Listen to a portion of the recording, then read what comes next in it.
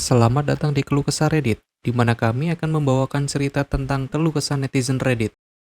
Pada kesempatan kali ini, kami akan membawakan cerita dengan tema Pro Revenge. Berikut inilah ceritanya. Cerita pertama. Sepupu saya mencuri banyak perhiasan, jadi saya mencuri warisannya. Latar belakang. 25 tahun yang lalu, tante saya meninggal ketika saya masih bayi.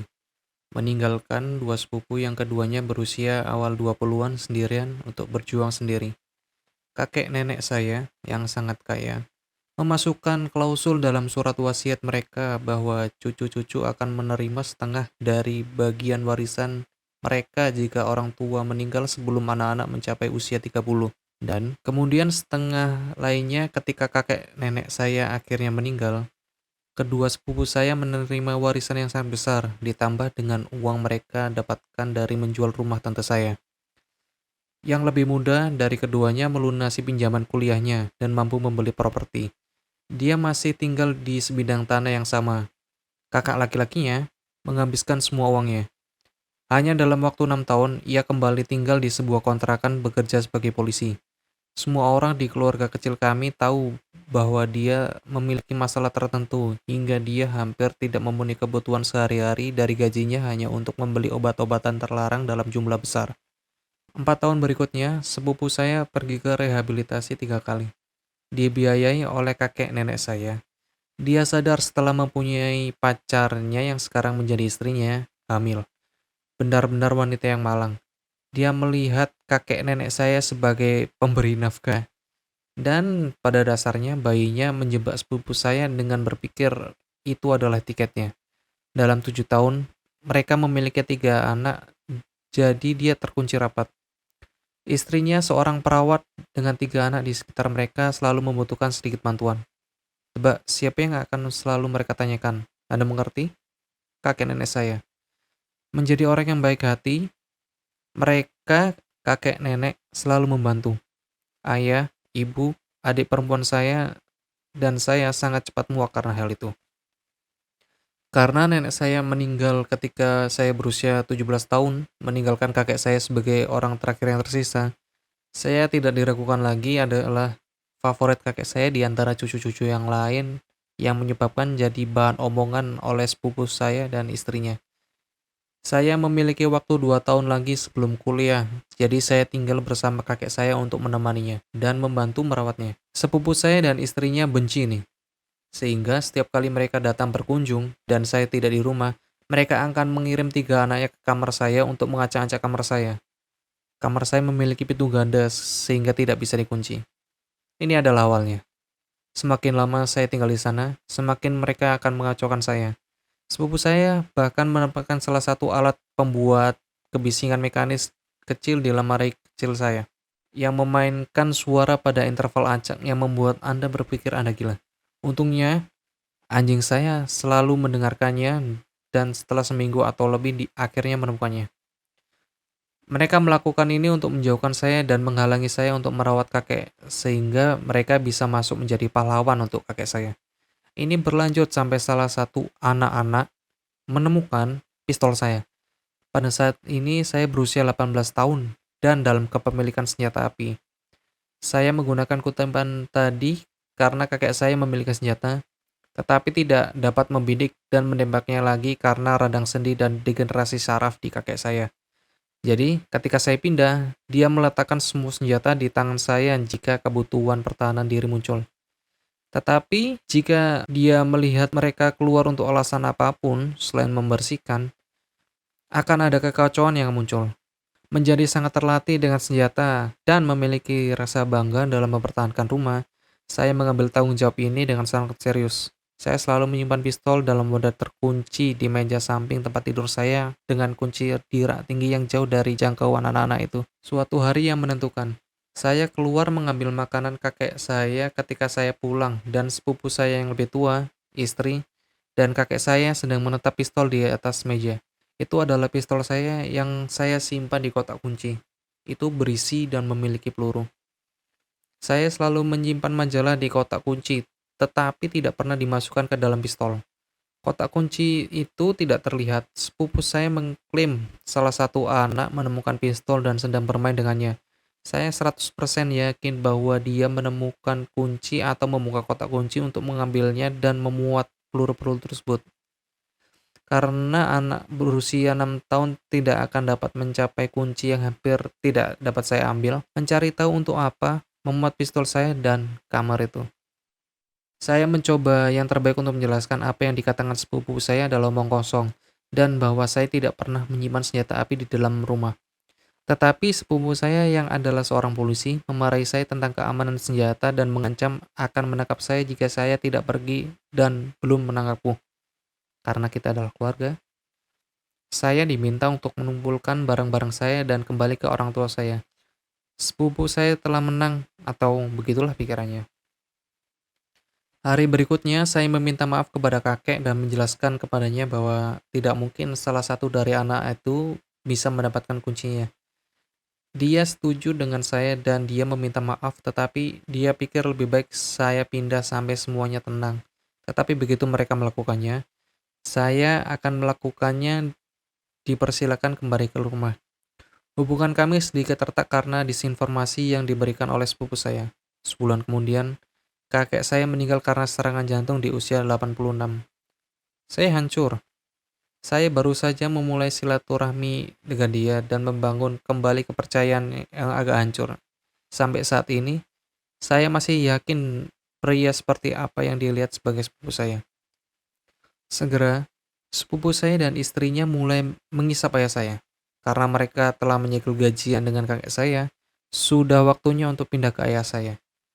Ini bertahan selama 1 atau 2 bulan. Saya tidak akan mendukungnya. Kemudian, tiba saatnya untuk wasiat. Pengacara kakek saya membacakan surat wasiat kepada saya, ayah, ibu, dan adik perempuan saya di rumah kami. Dua sepupu kami akan diberi pengarahan secara individual tentang bagian mereka dari warisan, sesuai permintaan kakek nenek saya. Kemudian, garis mujizat dalam surat wasiat itu, jika ada yang mencoba mengklaim bagian manapun dari harta warisan yang tidak diberikan kepada mereka, mereka kehilangan aset apapun yang seharusnya mereka terima dan akan dibagi rata di antara anggota keluarga yang tersisa. Ini pada dasarnya cara mereka untuk mengatakan, jika Anda mencoba untuk mengklaim lebih dari yang Anda berikan, Anda tidak dapat mendapatkan apa-apa. Ayah saya seharusnya menerima setiap bagian dari properti fisik, selain 2 atau 3 barang yang dia sisakan untuk saya, dari kakek nenek saya karena dia adalah satu-satunya anak yang tersisa. Balas dendam? Aku melaksanakan rencanaku.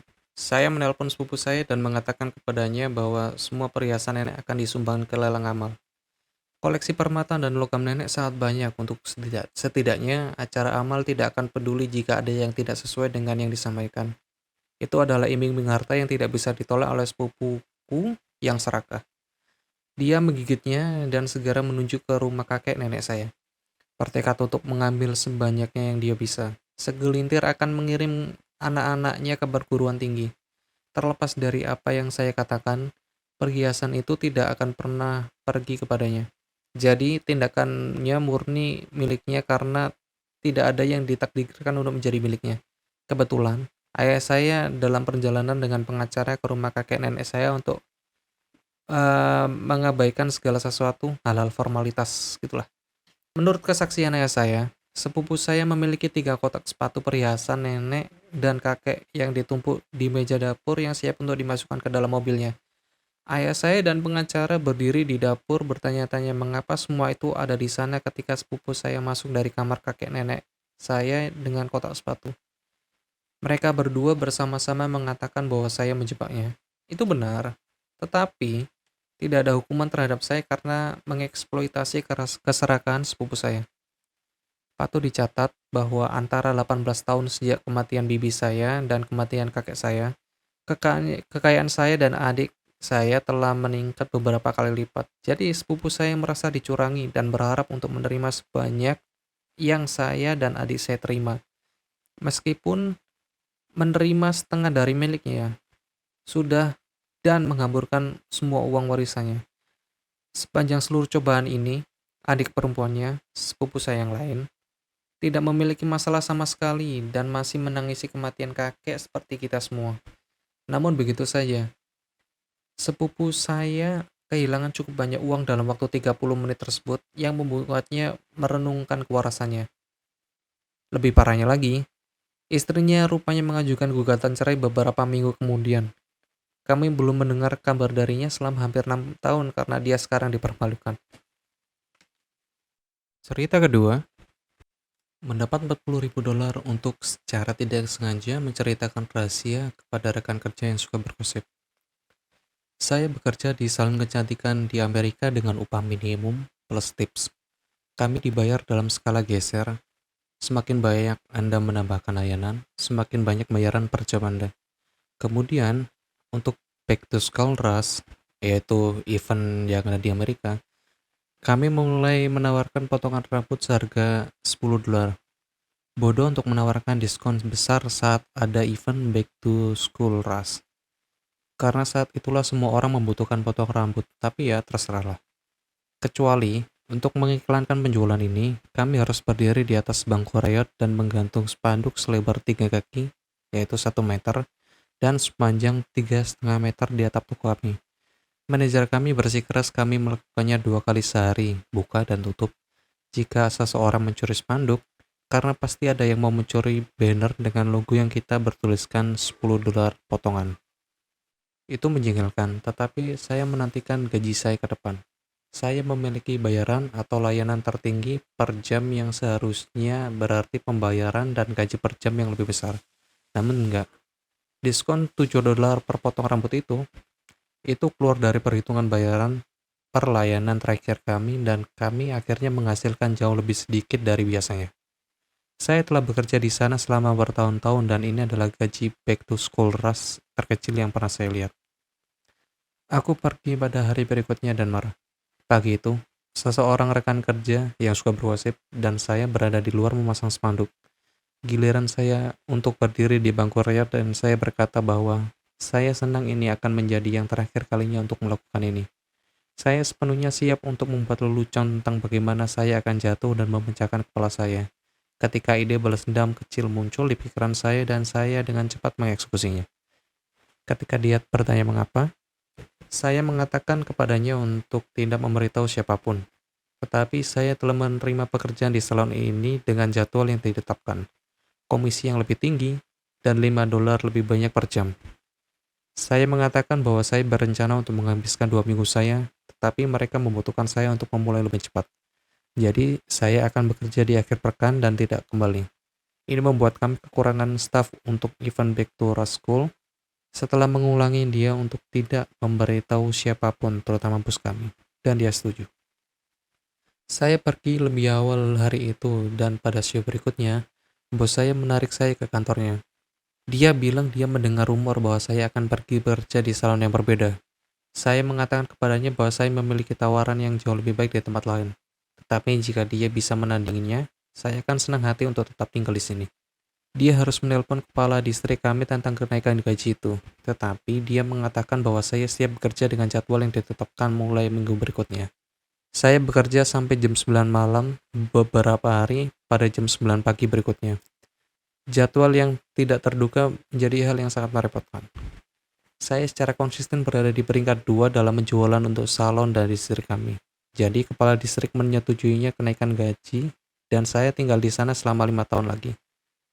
Yang berarti saya mendapat tambahan 39.000 dolar bayaran secara tidak sengaja memberitahu salon gosip rahasia saya. Saya mendapatkan komisi 20% dari 500 sampai 1.000 dolar seminggu dalam penjualan produk. Balas dendam. Saya juga mulai mencetak slip penjualan layanan saya dari hari sebelumnya di awal setiap shift.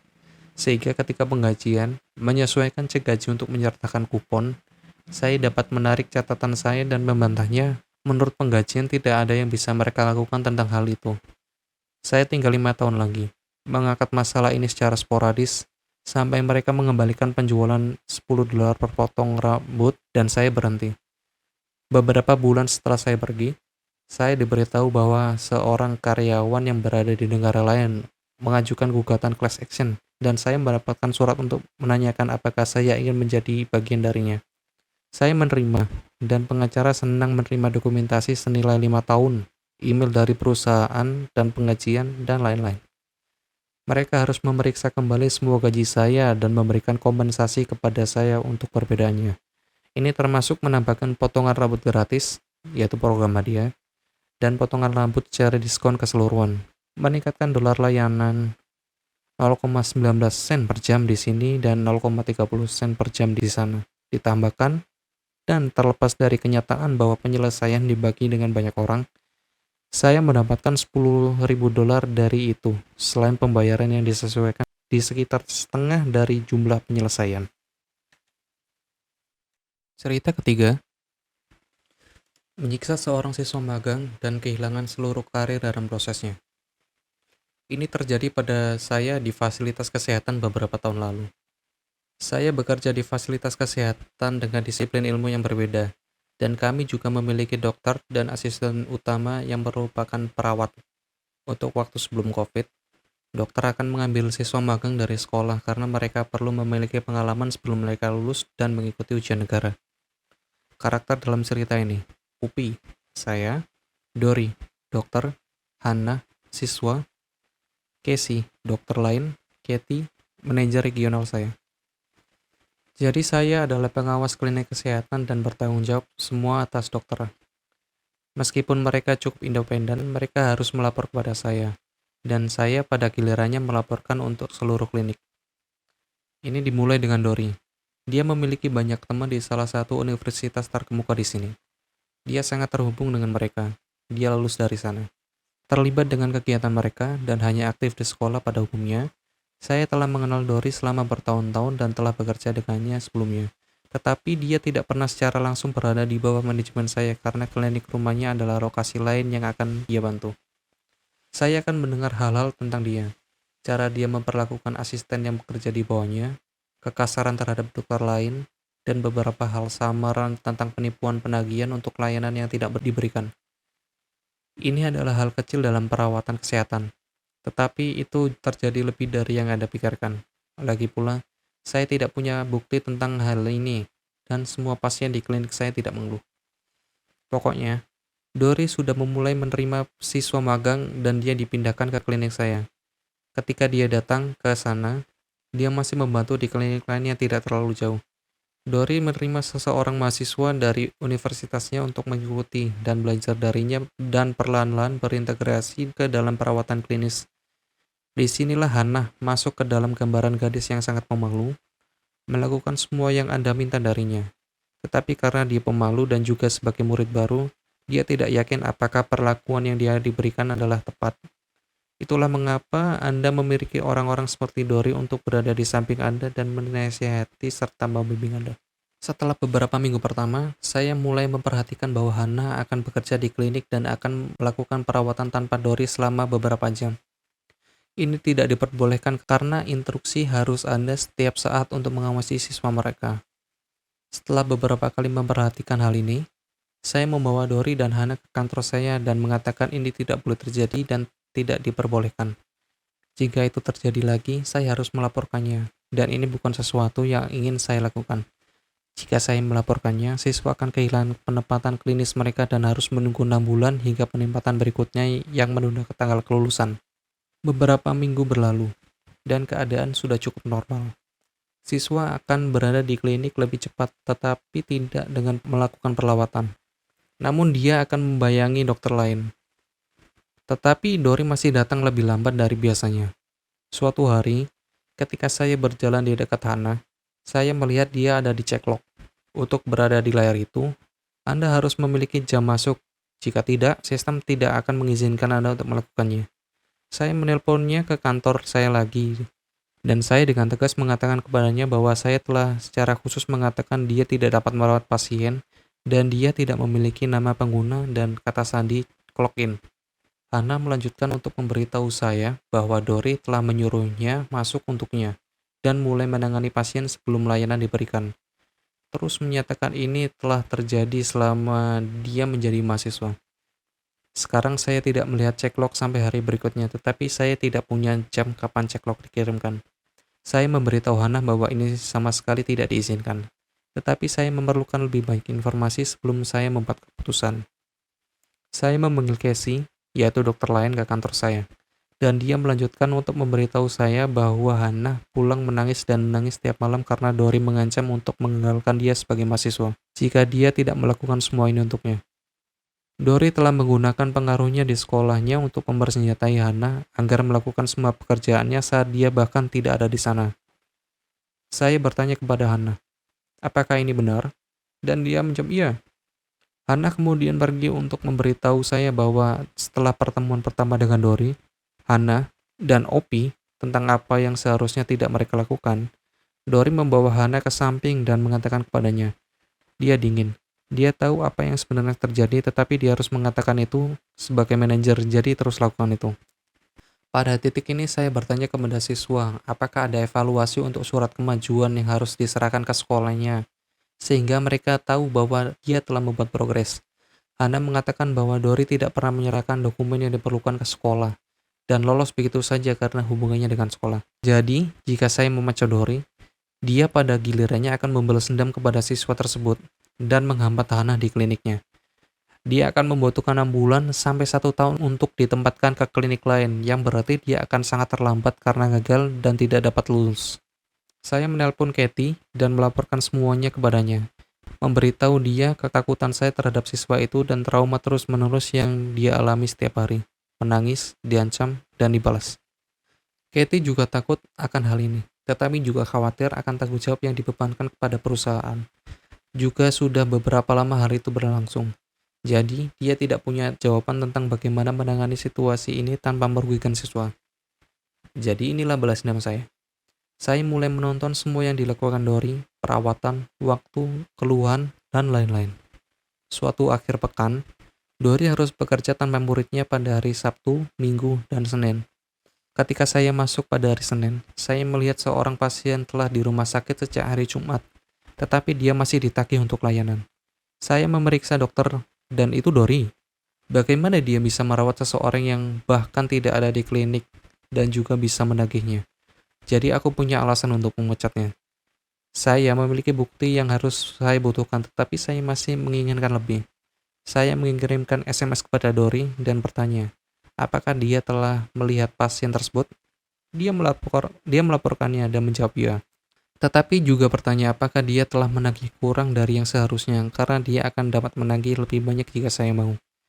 Saya mengatakan kepadanya bahwa itu tidak perlu, dan tidak ada cara untuk menagih lebih banyak, karena pasien berada di rumah sakit sepanjang akhir pekan yang telah ia bayar. Dia tahu sejak saat itu apa yang akan terjadi. Hari berikutnya, Opie dan Katie menunggu Dory, dan dia dipecat di tempat, hanya karena penipuan. Masalah siswa tidak pernah muncul dalam percakapan, dan dia tidak tahu bahwa kami telah mengenalnya untuk sementara waktu. Saya meminta dokter lain untuk menulis surat tentang apa yang sedang dilakukan siswa magang tadi, dan bahwa dia adalah dokter yang baik dan telah menyelesaikan pekerjaan yang diperlukan untuk dapat lulus. Dory tidak bisa mendapatkan pekerjaannya lagi setelah itu, karena insiden itu telah dilaporkan ke pemerintah dan tertulis di lisensinya kemanapun dia pergi. Bos barunya akan melihat lisensi dan tidak ingin mempekerjakan seseorang dengan catatan buruk. Terakhir saya dengar dia bekerja di gudang Amazon sebagai manajer. Dari gelar doktor, terjun hingga menjadi manajer gudang. Setelah bertahun-tahun saya yakin akan ada penipuan dan penyalahgunaan. Bagian terbaiknya adalah bahwa siswa magang tadi, yaitu Hana, memiliki lulusan yang mendapatkan gelarnya dan bekerja di lapangan. Dia adalah seseorang dokter yang hebat, telah melakukan pekerjaan yang hebat di bidangnya, dan saya masih tetap berhubungan dengannya. Dia sangat bersyukur telah ditarik keluar dari situasi itu. Begitulah cerita pada sesi kali ini. Apabila kalian punya kritik dan saran, bisa sampaikan ke kolom komentar. Terima kasih udah nonton.